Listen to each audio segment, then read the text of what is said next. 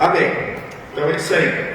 Outra coisa que eu vou trazer aqui como informação é sobre a contribuição, oferta, dízimo, tá? E o texto que a gente vai ler hoje, que é capítulo 12 da carta aos Romanos, no verso 7 fala o seguinte: se é ministério, seja ministrar. O apóstolo Paulo está falando de dons que a igreja recebeu.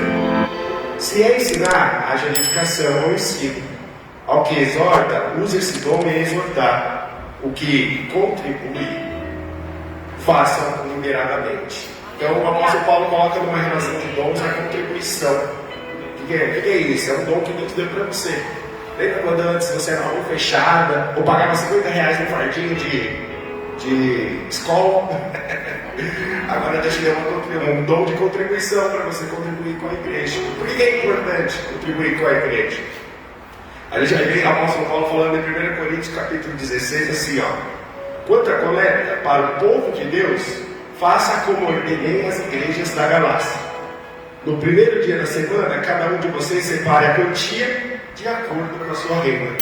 Então ele traz instruções para a igreja contribuir para ajudar a igreja. Por que isso? Ele era um viajante pregando o evangelho e ele precisava de recursos para poder fazer isso. Quem que ajudava? A igreja. E ao mesmo tempo a igreja precisava de recursos para poder se manter. Então a contribuição é importante para isso. Outra coisa, para que a contribuição é importante? Para pregar o evangelho. Não, peraí, não é só falar? É falar.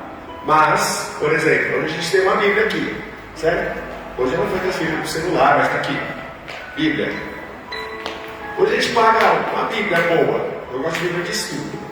Uma Bíblia de estudo eu já paguei R$150, mas você acha que por 20. Tá? Preço hoje. Uma Bíblia de estudo, uma Bíblia média, entre 20 e R$150. Ok? Quando Paulo escreve as cartas, ele faz 13, só ele. Com 13 cartas. Só que não existia o sistema de correio como é o sistema hoje. Tinha lá, vamos mandar no correio, o correio vai entregar. A pessoa que ia enviar a carta era responsável pelos custos que ela teria. Ela não pegava uma folha de sulfite, porque não existia isso. Ela mandava matar um animal, curtir o couro, e aí nesse couro fazia-se o pergaminho, e dependendo da quantidade de carta que a pessoa ia escrever, ficava mais caro todo esse trabalho. Depois disso, ela pagava uma pessoa chamada amanuense. Você vai ver esse nome algumas vezes no Novo Testamento, principalmente nas cartas de Paulo. O que é um amanuense? Era alguém que escrevia o que ele ditava. Por exemplo, carta aos Romanos, a gente vai ver lá no capítulo 16 uma série de nomes, e vai ter um cara chamado Tércio. Esse cara é um amanuense, ele era pago para escrever. Ele que escreveu a carta que Paulo ditou. Depois disso tudo feito, ela precisa enviar. Então, quanto mais longe, mais caro. Por quê? Você pagava transporte, alimentação de quem estava transportando e um soldado. Porque qualquer lugar que você viajava antigamente, se você não tivesse comboio, era muito fácil você ser assaltado. Então essa carta ia se perder. Por exemplo, a nossa carta de 1 aos Coríntios é a segunda. A nossa carta de 2 aos Coríntios é a terceira. Por quê? Paulo já tinha enviado uma e ela não chegou. Ou se perdeu, ou se chegou, não consideraram ela. Então ela desapareceu. E aí na carta aos Coríntios ele fala: outra vez vos escrevo, porque a primeira não chegou. Na primeira vocês não leram. E aí uma carta dessa, com todo esse processo, guarda, alimentação, transporte, animal que precisou curtir couro, né? Para poder encaminhar uma carta, quanto mais longe, mais caro. O dinheiro de hoje, uma carta pertinho ali, ó, de Jerusalém até uma cidade vizinha, custaria em torno de R$60 mil. Agora, a carta aos Romanos, que era o lugar mais longe do mundo, até então Paulo não tinha chegado até lá. Quando ele escreve em Romanos, ele está em Corinto, que é o meio do caminho do mar, que é o porto. E daí ela é enviada de Corinto, no meio do caminho. Essa carta deve ter custado em torno de R$300 mil no dinheiro de hoje, para poder fazer esse transporte. Ele escreveu 13. Aí você olha, hoje a gente tem uma Bíblia. Como que ela chegou aqui? Contribuição. Por isso que ele fala para a igreja: cada um contribua conforme a sua renda. Por isso que é importante. A gente às vezes olha e fala assim: só tem Malaquias 3. Não, toda a Bíblia tem um pouquinho explicando por que é importante a contribuição para a igreja. Então, para edificar a igreja, para pregar o evangelho, para alcançar mais vidas, para manter a casa aberta, para que vidas que chegam sejam evangelizadas. O dinheiro serve para o evangelismo. Amém? Então você tem aí códigos QR Code no banco, e lá atrás tem envelope, você pode colocar no envelope, colocar lá no gasofilácio ali nos cantos, ou fazer um Pix. Amém? Você vai estar contribuindo com o evangelho. Amém? Amém. Glória a Deus. Vamos para a palavra então. Capítulo 12 da carta aos Romanos, verso 1 e verso 2. Inclusive é o tema do que a gente está falando todo esse mês. Todos os pastores estão focando a mensagem nisso. Carta aos Romanos, capítulo 12. Ele vai falar assim: rogo-vos, pois, irmãos, pela compaixão de Deus, que apresentei o vosso corpo em sacrifício vivo, santo e agradável a Deus, que é o vosso culto racional.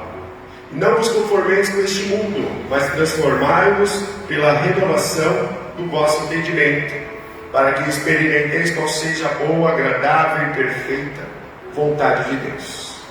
Bem? Feche os olhos.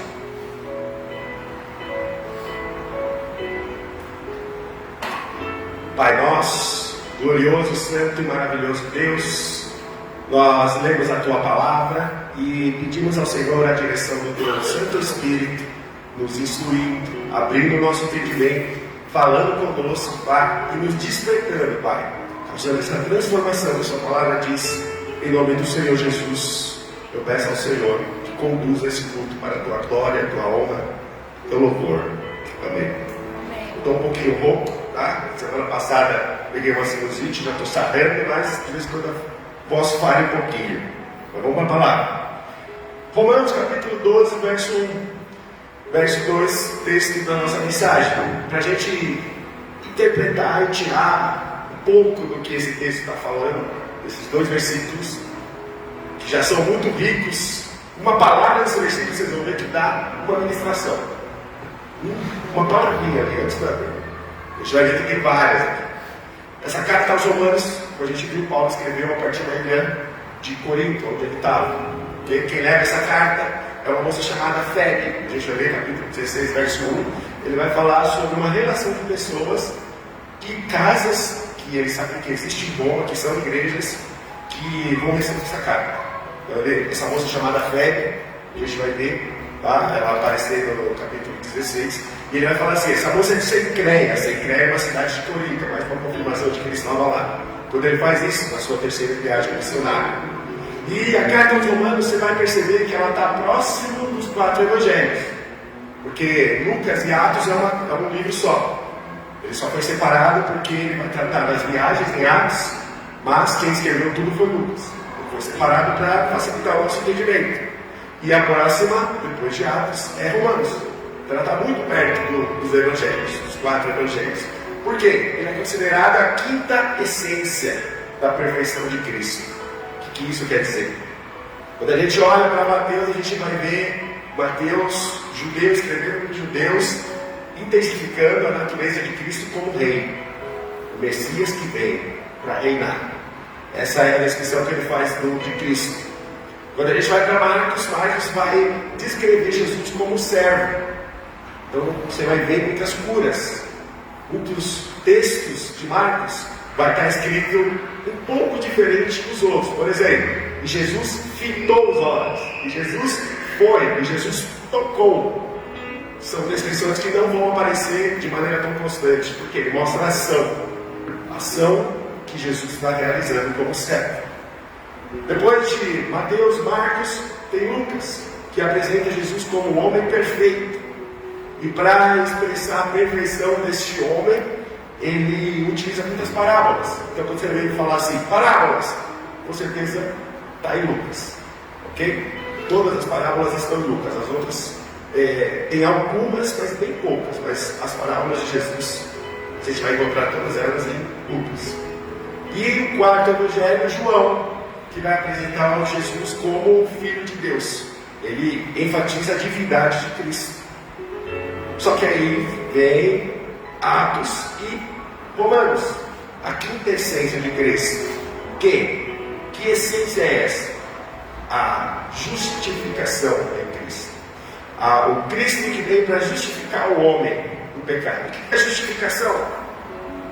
Quando a gente para e pensa em justificação, é uma coisa que é pouco falada em igreja, tá? Isso é uma das principais doutrinas bíblicas do Evangelho, não da igreja, do Evangelho. Se a gente ouvir a justificação, às vezes a gente fica perdido na obra da cruz e não entende completamente o significado dela. Porque se a gente entender que Jesus perdoou e não justificou, a obra está incompleta. A diferença em perdão e justificação. E o que é perdão? Jesus morreu e perdoou os nossos pecados. Amém? Só que se você cometer pecado depois disso, ele teria que morrer de novo. Por quê? Porque você não foi justificado. Mas quando há justificação em Cristo, ele perdoou os seus pecados e depois te justificou. O que é justificar? Imagina um julgamento. Existe o juiz, Deus. Existe aquele que vai sofrer a condenação, que é o homem, e Deus vai condenar o homem à condenação. E aí Cristo vem e fala assim: eu vou pagar o preço dele, você perdoa os pecados? Aí Deus pega e olha e fala assim: eu perdoo. Então deixa ele livre. Por quê? Porque eu também vou morrer por ele. Porque assim que eu morrer, eu vou dar a minha vida para ele. Para quê? Para que ele viva livre do pecado. Então a justificação é: você foi perdoado e você recebeu uma autorização, que é a imagem de Cristo, a semelhança, o caráter de Cristo, sobre a sua vida e o selo do Espírito Santo, para que você caminhe livre nessa terra do pecado. Então o diabo não pode te acusar: você é pecador. Por quê? Porque Cristo já te justificou. Mas isso também não é uma carta para te liberar para pecar. Por quê? Porque o justo vive pela fé. É o que o próprio texto de Romanos vai falar. A gente já lê isso em outros livros e cartas também. O que isso quer dizer? Eu tenho fé em Cristo, e a vida que eu levo pela fé que eu tenho nele. Então, eu não faço. Por quê? Porque ele me deu a liberdade. Então, eu não tenho liberdade de pecar, porque eu retribuo com uma conduta e um comportamento santo.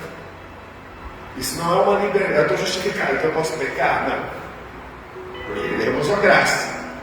O apóstolo Paulo vai falar assim: onde há mudou o pecado, você mudou a graça. Mas isso não te dá liberdade de continuar pecando, de viver uma vida em pecado. A partir de agora, o pecado é um acidente. Cara, eu acabei de fazer um negócio aqui que eu não queria. Senhor, me perdoa. Eu tenho fé em Cristo que me justificou. O problema é: fiz o pecado e eu nem sinto um pinguinho de culpa daquilo. Eu continuo praticando e acho que tudo bem, Deus é amor e Ele vai entender isso. Você não está exercendo a sua fé, porque você não crê nele o suficiente, de maneira que você crê que Ele te deixou livre. Aí você pergunta: mas peraí, mas o crente, se ele é livre, por que ele não pode? Aí eu te respondo: pergunta para o bêbado, na hora que ele estiver bebendo, se ele consegue parar de beber. Pergunta para o drogado, que está cheirando cocaína, se ele consegue parar de fazer isso. Qual que é a diferença do livre? Ele tem a opção de falar não. Qual é o problema de quem acha que é livre? Ele não consegue falar não, porque ele está preso pelo pecado. Para de beber. Não, eu paro a hora que eu quero, eu paro lá. Aí quando ele entra na tremedeira, dá um monte de coisa. Por quê? Porque ele está escravizado. Ele não creu em Cristo como libertador e justificador da vida dele. Então isso é a justificação. Eu creio e eu correspondo isso através de uma conduta e de um comportamento santo. Isso é a justificação. E Paulo vai enfatizar isso no livro, na carta. No capítulo 1 a gente vai ver ele mostrando a natureza dos gentios de Roma, quando ele escreve em Roma. Inclusive ele vai usar alguns termos. Vocês mudaram aí a natureza comum que Deus criou. Homem com homem, mulher com mulher. E aí, termina o capítulo 1 ele dando uma chicotada ali nos gentios. Por quê? Roma era uma cidade de gentios. Quem é gentio? Aquele que não é judeu. Ok? Mas lá também haviam judeus. Quem são esses judeus? Judeus que migraram para lá durante a história, porque Roma dominava todo o mundo antigo. Então lá haviam judeus.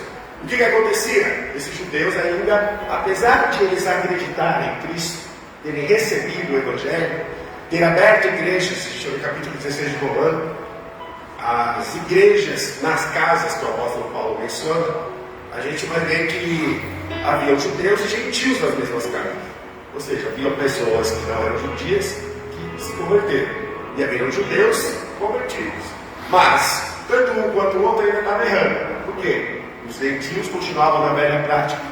Ele vai falar idolatria, imoralidade sexual, isso, bebedeiras e tudo mais. E aí a gente vai ver como judeus, no capítulo 2 de Romanos, que ele vai falar assim, ó, vocês acham que a lei está salvando vocês. Ou seja, os judeus tinham um acessório ao sacrifício de Cristo para falar que a salvação não era só pela fé, mas tinha que praticar a lei. No capítulo 2, o apóstolo Paulo aborda esse assunto. Ó, a lei já era para vocês. Vocês têm que crer em Cristo pela fé. E aí no capítulo 3 ele vai colocar todo mundo no pacote só. E tem o famoso versículo que a gente ouve. Capítulo 3, verso 23 de Romano. Fala que todos pecaram. Por quê? Ele está abordando todo mundo lá de Romano. Todos pecaram. Não adianta, seja gentil, seja todo mundo por pecado. Que foram destituídos da glória de Deus. E o início da carta dele é esse ponto que ele aborda. Nos capítulos seguintes, antes de chegar no capítulo 12, a gente vai ver ele abordando um assunto sobre a justificação pela fé. E depois, a partir do capítulo 8, a graça. Que ninguém nunca mereceu, mas Deus deu. Ninguém merecia, estava todo mundo morto, mas Deus deu a salvação aos homens, através de Cristo. Então ele está dando uma orientação aos romanos, porque ele tinha conhecimento do que estava acontecendo lá, das igrejas que aconteciam ali, apesar de ele nunca ter ido para lá até esse momento. Quando ele vai preso, ele vai para lá. Aí você pergunta, como que ele chegou a essa conclusão? Como que ele sabia que tinha essas igrejas e por que tinha essas igrejas? Porque ele não tinha ido para lá nas suas viagens missionárias. Os apóstolos também não. Só que a gente vai ver essas pessoas de Roma, lá no capítulo 2, no Pentecostes, no verso 10, vai falar que havia muitos forasteiros romanos, entre eles gentios e judeus. E todos eles ficaram maravilhados e suspensos no ar, perguntando: o que está acontecendo? Todo mundo falando em línguas. Em seguida, Pedro faz uma pregação no capítulo 3, e 3.000 almas se convertem. Quem eram essas almas? Os forasteiros, gentios e judeus que estavam no Pentecostes. Porque era uma festa, todas as nações iam para a cidade de Jerusalém nessa festa de Pentecostes.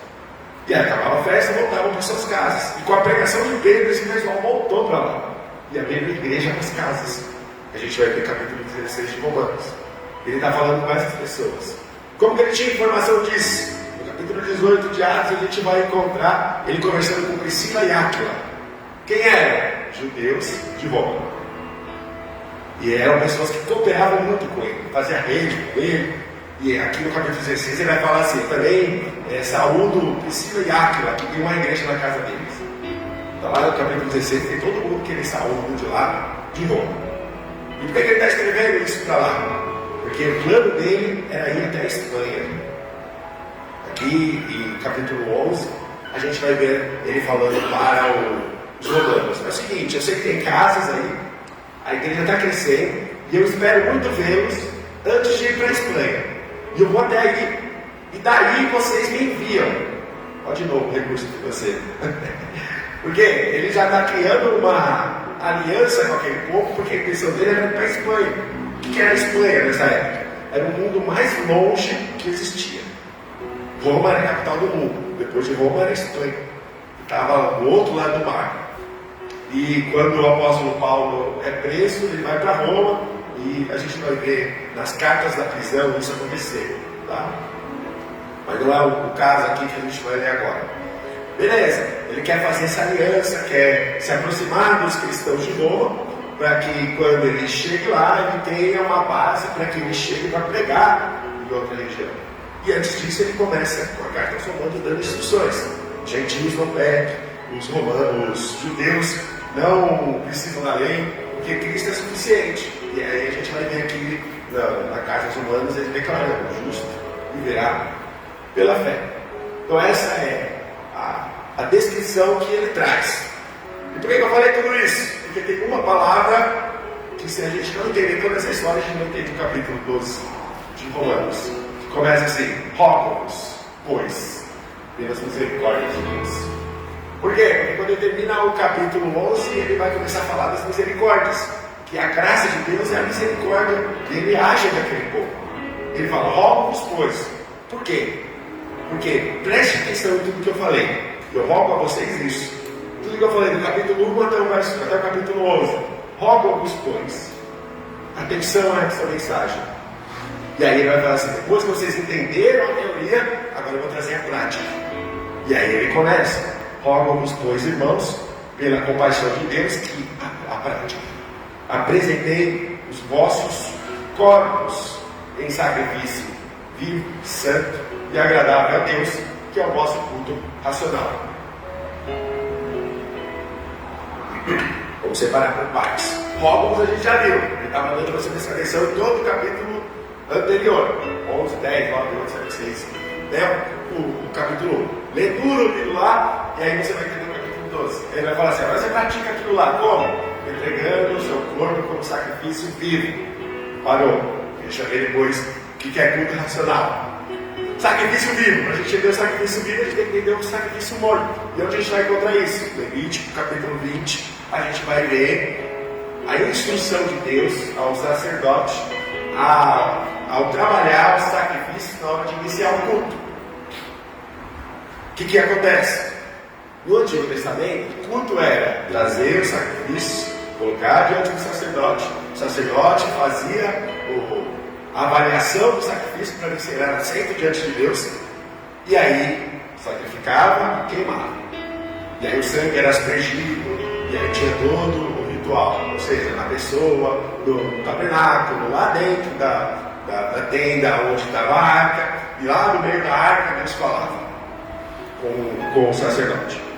Então isso era o culto, ok? E aquele era o sacrifício morto.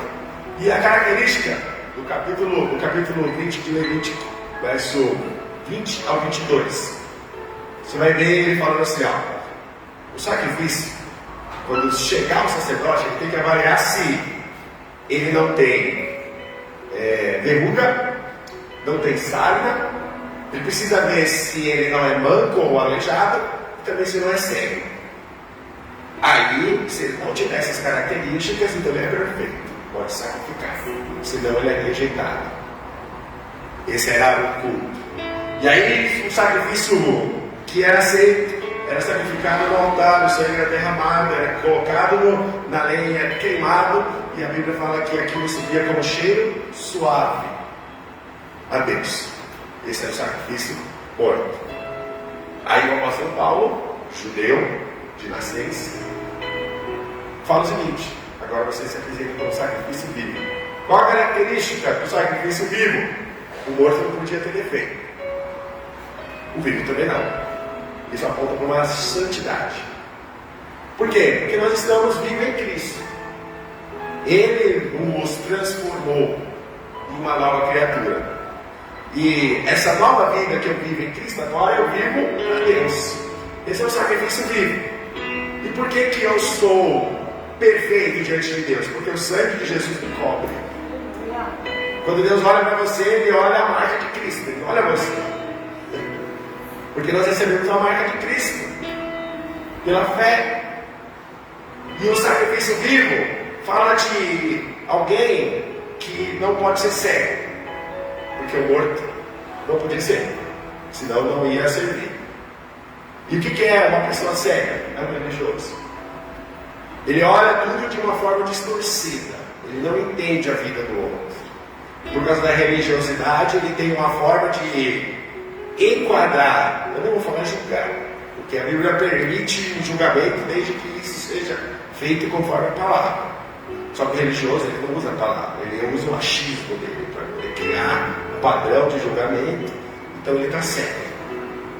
É como Jesus fala para os fariseus lá, que é alguém ir para o abismo e levando o outro para o abismo.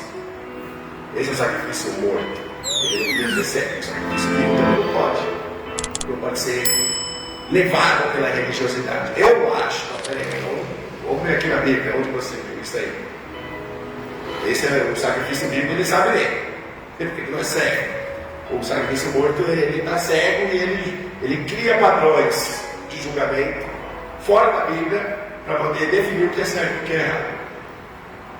O sacrifício morto não podia ser aleijado, manco. O sacrifício vivo não pode ser alguém parado. O que é parado? É alguém que não se movimenta no reino de Deus. E o que é alguém que não se movimenta? Ele não tem disposição de servir. Lembra? Ele está falando assim, né? Como sacrifício vivo. Sua vida, a vida que você tem agora tem que ser para Deus. E o que você faz? Onde que eu posso servir melhor? Será que na igreja está precisando?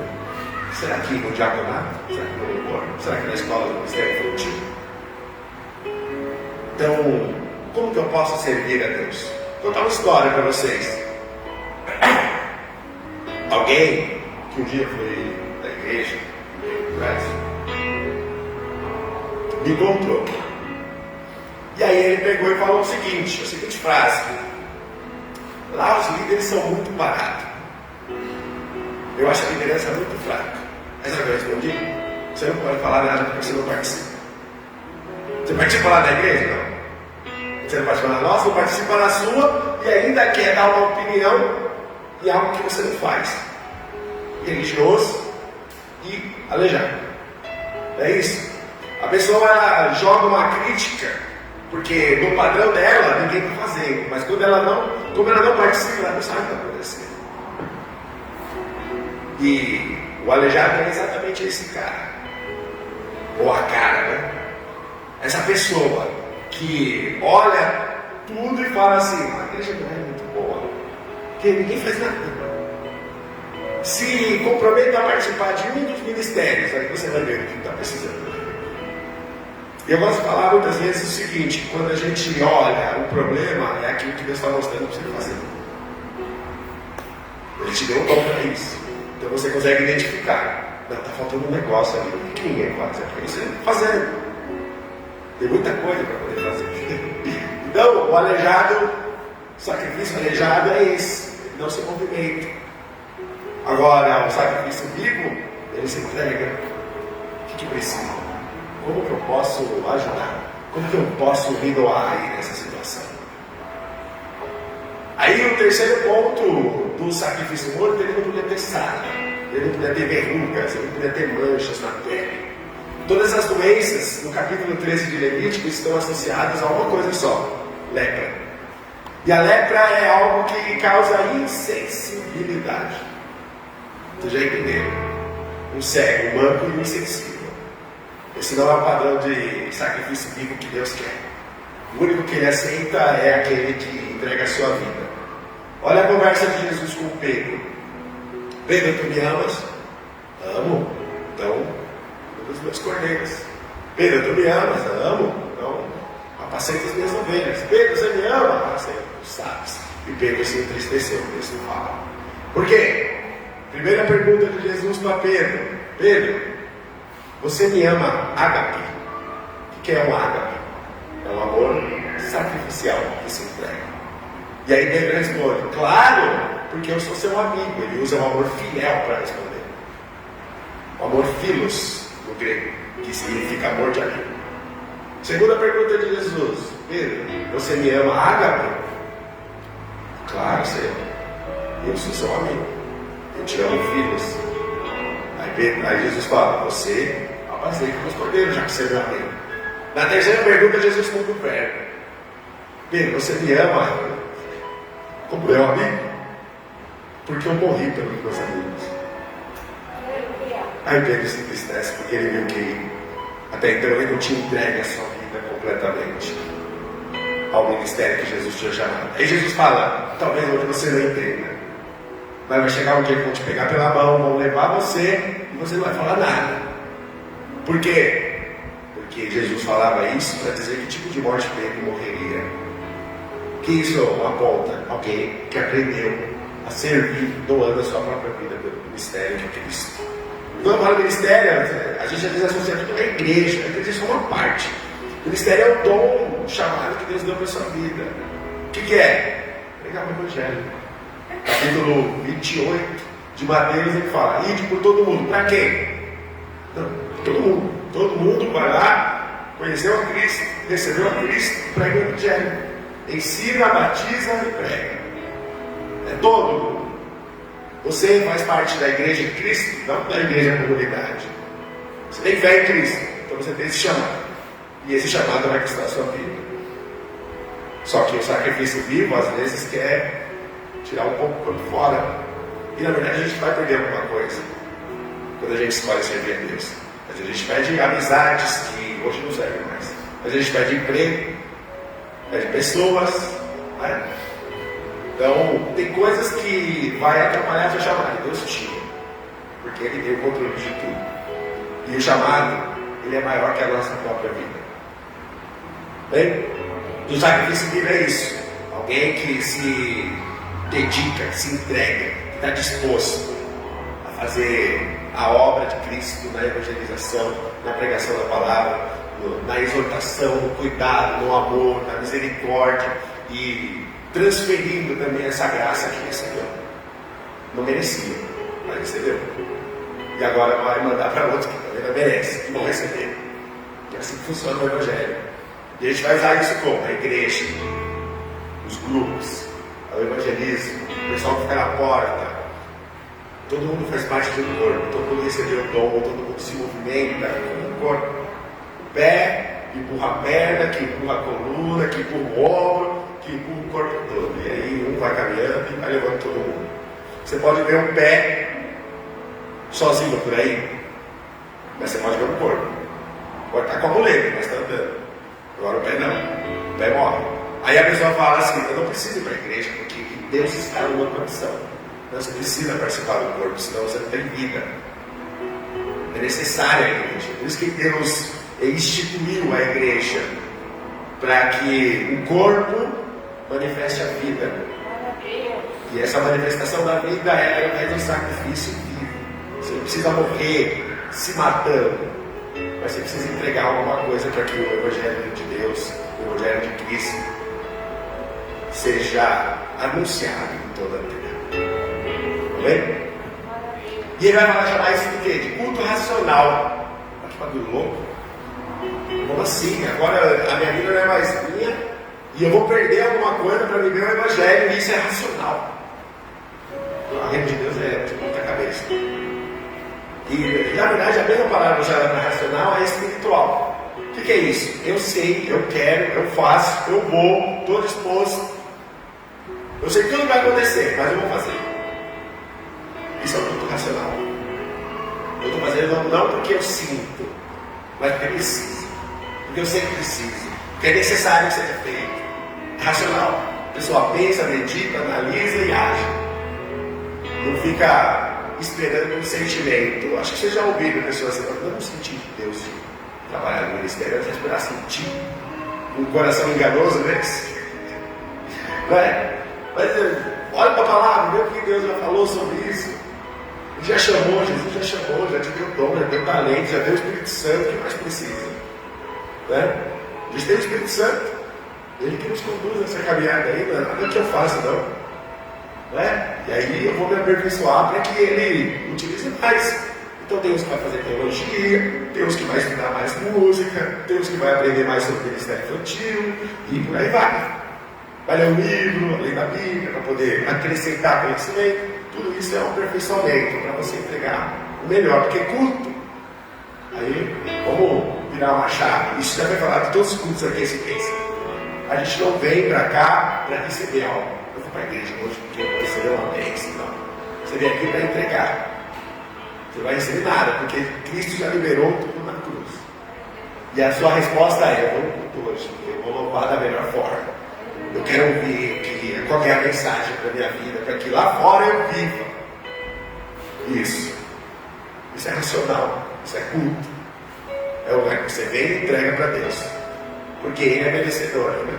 De toda a glória, de toda a honra, de todo o louvor. E nada do que eu tenho na minha vida vai pagar o que Ele fez por mim. E eu retribuo com a minha própria vida, e é tudo que eu tenho.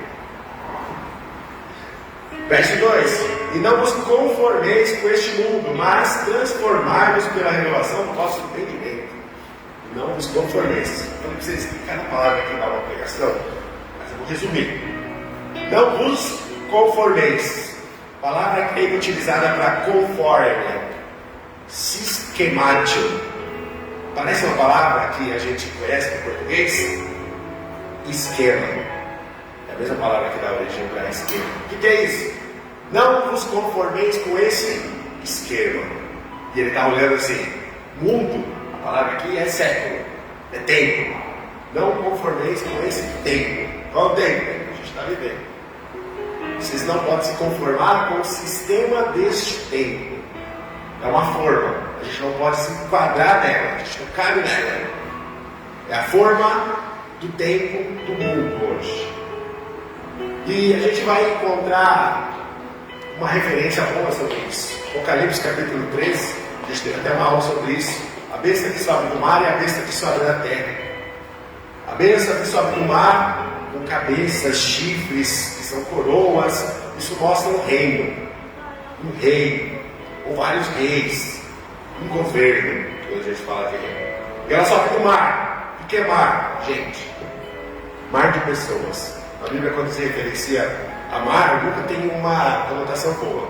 Rio é bom, mas mar não, porque mar tem sempre a conotação de muita gente. E no meio de muita gente, está falando de pecado. E está falando que a besta que sobe do mar, ela estabelece um governo, porque tudo que ela faz é o dragão que fala. Quem é o dragão? A grande serpente, que a gente vai ver lá no Éden, o próprio Apocalipse fala. A grande serpente é o dragão, o diabo.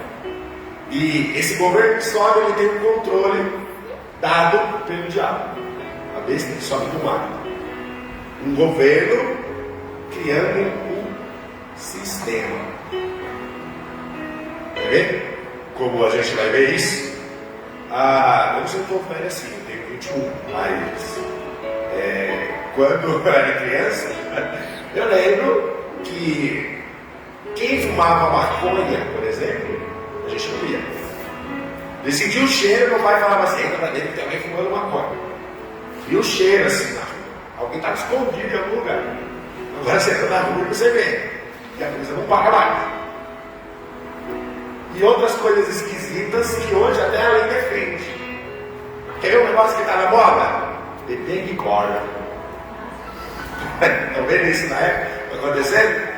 Pessoas frustradas que sempre detestaram a ideia de família, chamam aquilo de patriarcado, que o homem nasce como um bebê. E agora, não é um problema comprar um bebê, brincar, tem, tudo bem. Mas, pode ser uma condição psicológica da pessoa. Mas agora as pessoas estão levando no SUS. E o médico olha e fala: tem que fazer. E agora já estão votando lei para poder proibir as pessoas de levar bebê reborn, o boneco no SUS, usar o serviço público. E as pessoas acham normal. Olha só quanta coisa esquisita. Tá? Não é um problema ter um bebê reborn, não é isso. O problema é que as pessoas estão fazendo, estão criando aquilo como uma realidade paralela. Leva no SUS, leva na polícia, leva no bombeiro, liga para falar que engasgou. Uma pessoa com uma realidade que não faz sentido. Loucura. É o padrão do mundo. As pessoas olham e acham isso normal hoje. E não foi. Droga não foi normal. E essas coisas, casamentos que a gente sabe que são fora do comum, pessoas do mesmo sangue, e hoje eu vi uma reportagem do cara que virou mulher, que engravidou a mulher que virou homem. E aí tiraram fotos. Aí você olha e fala: ela tem continuado do jeito que estava. Eles primeiro se inverteram e depois fizeram o que era normal, vamos dizer assim. Mas o que é isso? O padrão do mundo. Não, vocês têm que aceitar isso. O que é isso? O governo apoia, a política apoia. Por quê? O dragão está dando voz à besta. O governo que tem uma agenda, vamos dizer assim, que vai padronizando e normalizando essas coisas que nunca foram. Né? Marcha da maconha, que faz por aí. Então você vê que são coisas que as pessoas querem ter como liberdade e o dia mudar. Porque é a besta que sobe do mar. Mas depois dela sobe uma aqui da terra. No meio do capítulo 13 de Apocalipse, vai falar uma besta que sobe da terra. E essa besta que sobe da terra, ela marca a testa e a mão das pessoas. Antigamente a gente ouvia falar muito sobre isso. Hoje parece pouco falar, por isso quando aparece. Ah, é o chip. Antes veio o celular, é o celular. Ah não, é a internet. Isso é a marca da besta. Não, antigamente, bem antigamente, quando eu era criança, eu ouvia falar que era televisão. Então cada hora é uma coisa que as pessoas colocam. Vamos falar. Besta que sobe da terra. Quem foi criado na terra? O homem. Quem está criando essa besta? O homem. Primeiro subiu do governo, segundo é o homem que está criando. E a Bíblia fala que os dois trabalham junto e marcam as pessoas na testa e na mão. Deuteronômio tem um versículo, capítulo 6, verso 4, vai falar assim: o Senhor é o seu único Deus. Vocês vão atar essa informação na sua testa, na sua mão. Quem já viu um judeu com aquelas caixinhas assim, orando no mundo das lamentações? Aqui no céu é filactéria. Ali está escrito esse versículo: o Senhor é o seu único Deus. Eles ficam orando isso lá. O Senhor é o único Deus. E isso na mão também. E o texto continua: e você vai colocar na sua testa e na sua mão, e você vai inculcar isso nos seus filhos. Você vai ensinar eles deitado, dormindo, acordado, comendo, andando. O texto vai falar, eu não sei, entendeu? A besta que sobe na terra marca quem? A testa e a mão. Por quê? Ela quer imitar Deus. Lembra a conversa de Eva com a serpente? Eva, está vendo esse fruto aqui? Se você comer, você vai ser igual a Deus. O Apocalipse, a besta que sobe da terra, o homem querendo ser divindade. Ele toma as suas próprias decisões, a sua própria vontade, faz o que ele quer, mas Deus não precisa, porque ele é amor e ele vai aceitar tudo isso aqui. É o padrão humano de pensar e de agir. Ação e pensamento. E aí o apóstolo Paulo fala aqui, ó, vocês não podem se amoldar. Vocês não podem entrar nesse sistema. Vocês não podem se encaixar nesse sistema mundano. Porque é o sistema do anticristo. É o sistema que vai levar você à perdição. E ele já começou falando isso lá, capítulo 1, capítulo 2 de Romanos, é as primeiras coisas que ele fala. O padrão, o esquema do mundo é esse aqui. Homem com homem, mulher com mulher, fazendo tudo isso aqui, com animais. Está tudo lá, capítulo 1. Então, ele já trouxe uma descrição e ele vai falar assim, ó, não entre nessa forma, nesse esquema, nesse sistema, porque não é pra gente, não é para vocês. E aí ele continua: não vos conformeis com este mundo, não entre no padrão deste tempo, mas transformai-vos pela renovação do vosso entendimento. Outra palavra que estaria na pregação. Transformai-vos. A palavra utilizada no apóstolo Paulo aqui, para transformai-vos, a palavra grega para metamorfê. Já ouviram? Da origem da palavra da nossa língua, metamorfose. O pastor falou hoje de manhã, inclusive, sobre a borboleta. Ela era uma larva, e aí ela cresce, ela come, entra no casulo e depois nasce uma outra coisa. E ele está falando assim: não se conformem com esse mundo, mas transformem-se. Ou seja, vivam uma metamorfose. O que isso quer dizer? Antes, você podia ser um ladrão, um roubador, um mentiroso, um adulto, um drogado, um beberrão. Mas, já foi. Transforme-se pela renovação do seu entendimento, porque você é uma nova criatura. E ele vai falar isso aqui: aqueles que estão em Cristo, 2 Coríntios 5,17. Porque aqueles que estão em Cristo, nova criatura é. Ou seja, passaram por uma metamorfose. Era uma coisa, morreu para aquela coisa e nasceu outra pessoa. E 1 Coríntios também vai falar sobre a natureza de Adão, que era a nossa natureza antes de conhecer Cristo. E ele vai falar assim, ó, O primeiro Adão era homem terreno, carnal. Mas o segundo Adão é espírito vivificante. Ou seja, o primeiro Adão morreu. O batismo, quando você confessa a sua fé em Cristo. O segundo Adão nasce agora na natureza de Cristo. O espírito vivificante, é uma nova vida.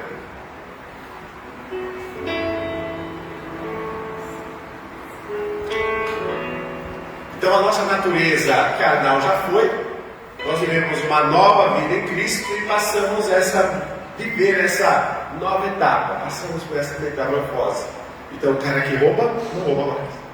O cara que adulterava, não adultera mais. O cara que mentia, não mente mais. O cara que queria levar vantagem em tudo, não quer levar vantagem mais. O cara que bebia até cair, não bebe mais. O cara que saía com todo mundo transando por aí, fala assim, não, isso não é grande. Ele não faz mais. Por quê? Porque ele quer buscar uma pessoa, quer viver casado, conforme a vontade do Senhor. Por quê? Transformação. Transformai-vos. É o que ele fala aqui. Pela renovação do seu entendimento. Como que é a renovação do entendimento? Filipenses, o apóstolo Paulo vai falar sobre isso.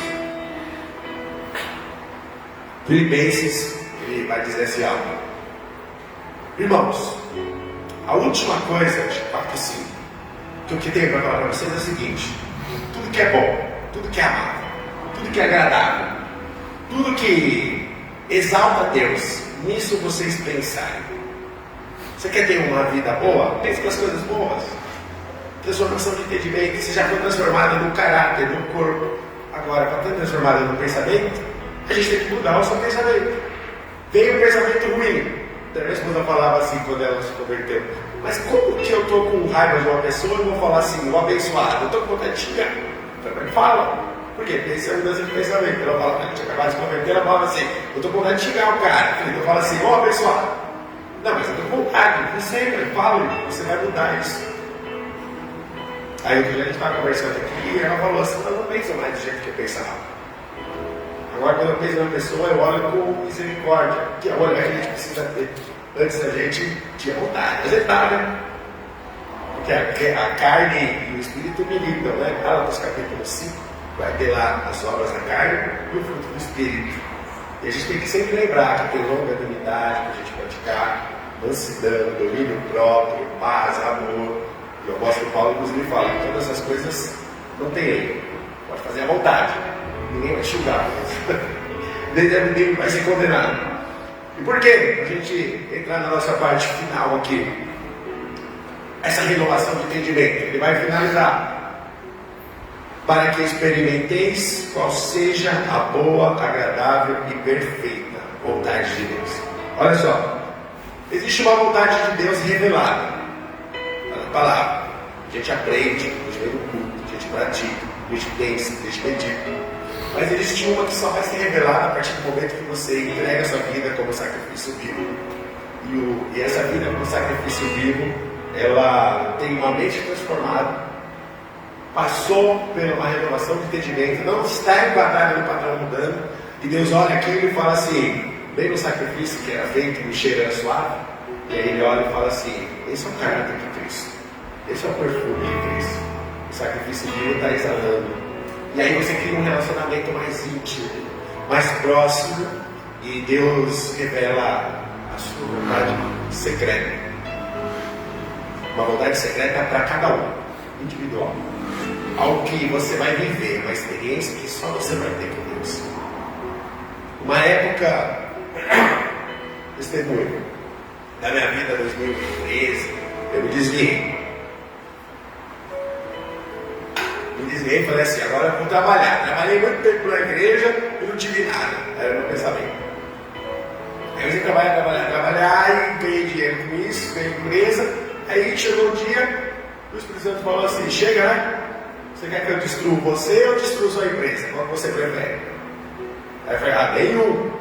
Eu comecei a chorar, né? O Espírito Santo falando isso.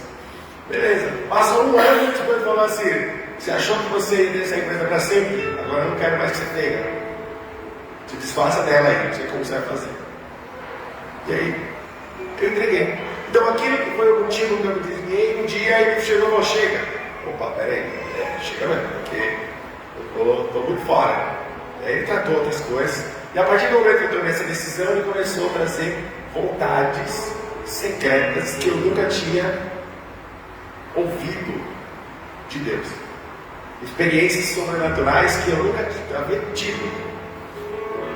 Em casa, coisas de eu acordar ele de madrugada e falar, amor, deixa eu falar um negócio pra você, acabou de ter um negócio aqui. Aí eu explicava pra ela um negócio que tinha acontecido. Eu tive uma experiência de ver o diabo na janela, eu moro no 12º andar.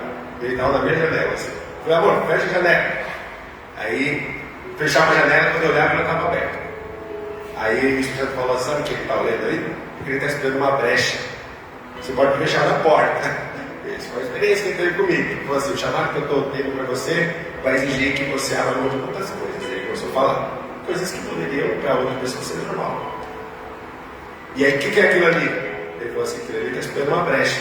E sabe por que ele está na janela? Porque a janela só abre do lado de dentro. Se você der brecha dentro da sua casa, vai acontecer. Então foram experiências que Deus foi revelando, foi mostrando. E aí, ele foi dando dons, dando coisas assim que eu não sei explicar hoje, coisas que só aconteceram. Ele falou, Tom, tem a responsabilidade por isso. Tá bom, então vamos lá, vamos correr atrás. Tá? Eu nunca pensei que eu seria um professor de escola bíblica. E aí, ele falou numa dessas, depois que eu voltei, né, depois de 2013, ele falou até a matéria que eu ia dar. Tudo eu fui começar. E aí estávamos um dia aqui, o Tiago falou assim, vamos começar a escola bíblica. Você foi com os jovens, o Rivaldo fica com os adultos, e o tema é esse. Eu falei, já tenho essas aulas tudo preparadas. Eu já tinha preparado, o Espírito falou, falei, tá bom, vamos lá, preparei um ano de aula, já tinha tudo. Mas por quê? Vontade de Deus secreta. Ele só esperou o quê? O momento que eu me posicionasse para ter a revelação daquilo que ele queria através da minha vida. E isso acontece, eu estou dando testemunho, mas isso vai acontecer com vocês. Porque há uma revelação do entendimento, há um posicionamento, há um sacrifício vivo, ou seja, uma disposição. Porque você não está cego, você não está aleijado e você também não é insensível. Porque o Espírito Santo habita em nossa vida e habita cada um de nós. Amém? Deus abençoe a todos.